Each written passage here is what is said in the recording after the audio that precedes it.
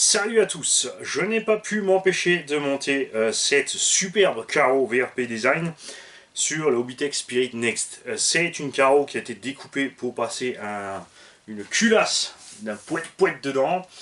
Elle est donc massacrée. Mais elle pète tellement qu'il fallait quand même que je vous la montre. On a donc ici un Spirit NXT qui a plein d'options. On a les petites pièces ici alu, les tourelles carbone.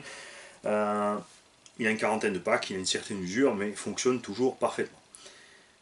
Suspension, on s'est mis souple à souhait.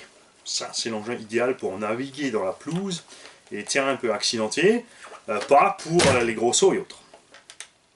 À bord, j'ai aussi évidemment mis les roues Hobbytech à crampons là, que je trouve, elles sont belles, mais vraiment, je le répète, il y a point de mousse à l'intérieur que nini. Encore une bonne baise Hobbytech, franchement, ça commence à bien faire.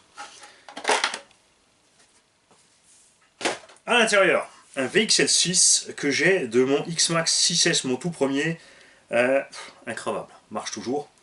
Bon nombre ont eu des soucis, des pépins avec, je ne sais pas ce qu'ils font, moi ça m'est pas arrivé. On a pour l'instant pas encore reçu la boîte de réception ici, on va la mettre pour fermer ça proprement, un petit GX 20 kg dessus. Et là, il y a un de mes nains d'atelier qui m'a fait un truc sans me demander, puisque j'en ai deux maintenant. Ils savent pas tout, mon très cher Kirk. Jamais, jamais, jamais, tu ne mets de reels et les câbles moteurs autour du moteur. Pour une raison très simple. Ça bouge, là-dessus on a des rainures, ça frotte. Peut y avoir contact entre le corps du moteur et les câbles en cas de pépin, donc ne jamais, jamais, jamais faire ça. Je ne veux pas voir ça, c'est pas bien. Si j'avais vu tout de suite, je t'aurais grondé déjà hier. Même si je suis super content, bien sûr, puisqu'on a méga bien avancé, grâce à mes deux nains d'atelier, en 2 jours, on a sorti des véhicules. C'est-à-dire démontage, nettoyage, contrôle et équipation. On a un moteur Traxxas 2200 kV là-dedans de mon UDR, qui va donc faire merveille dans le poids de l'engin ici. On reste en 4S, pour l'instant on a mis une high voltage dedans, mais bon, après t'es pas obligé de mettre de HV, du normal ça ira. On a mis un petit pignon de 15, qui devrait bien luciller, et on va voir ce qui se passe. Les noix au niveau des roues ça va, les noix sorties du central sont un peu bouffées. On va évidemment les achever quand ça sera achevé, on mettra, je ne vais pas m'ennuyer à acheter des noix renforcées, machin, long, truc muche là, à 15 ou 20 balles la noix, et me retrouver à mettre 30 ou 40 balles pour réparer un diff, alors qu'à ce prix-là, j'ai un diff au bas au complet que j'ai juste à poser dedans et plus de problème. Ouais, j'en fous partout parce que les diffs au bas sont pas chers et ils sont solides. Donc dès que je peux en fourrer quelque part, j'en fourrai quelque part.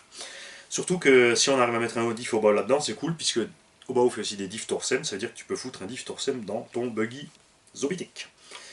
J'ai pas essayé à l'avant à l'arrière, je pense que là ça ne rentrera pas avec les noix un peu différentes et tout. Après nettoyage, comme vous pouvez le constater, cet engin que vous avez vu arriver ici a déjà bien meilleure mine. Et franchement, ouais.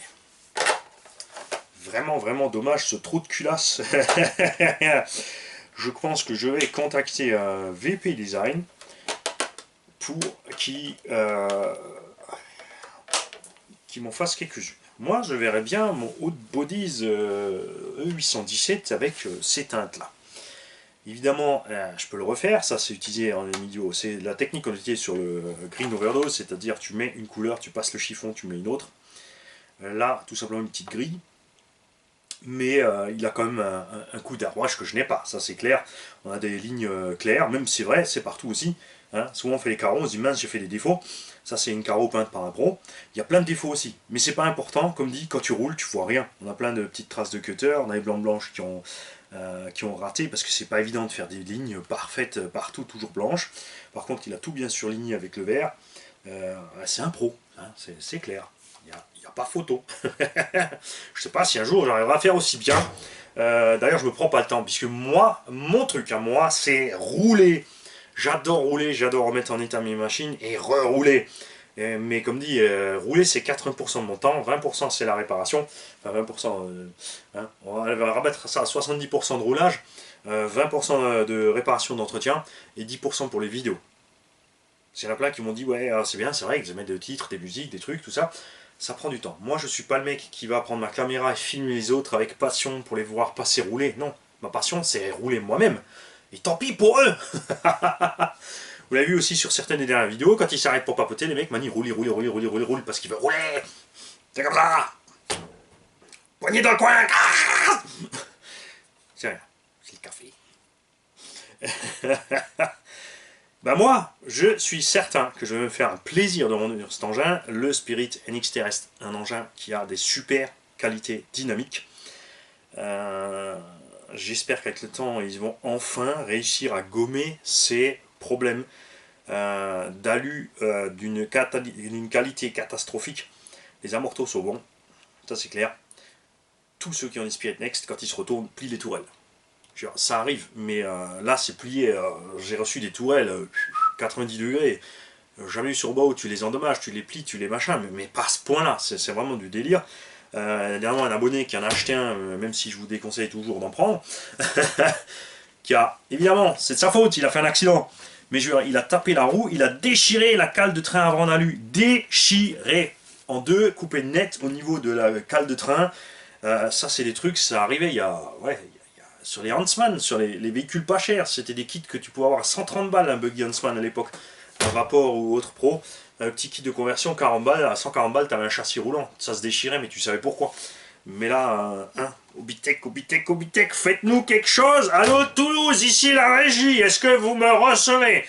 Il faut soit doubler la dose d'alu, soit se prendre la tête avec le petit chinois qui fait l'alu, parce que soit il vous a pas dit la vérité sur son alu, soit il a économisé sur les bouts de chandelle, et c'est pas bon, c'est pas bon. Vaut mieux une bonne, grosse, méga cale de train plastique qu'une cale de train alu foireuse. C'est comme ça. En tout cas, moi, je vais me régaler à rouler cet engin pour deux raisons. D'abord, comme je viens de le dire, les qualités dynamiques, et après, la carrosserie VP Design. C'est... je raffole pas de ces couleurs. Il y a du rose, il y a du violet, il y a même du jaune, mais le mélange total des couleurs, c'est absolument géant. Elle est super flashy, ouais, c'est chouette. C'est chouette. Salut les gars.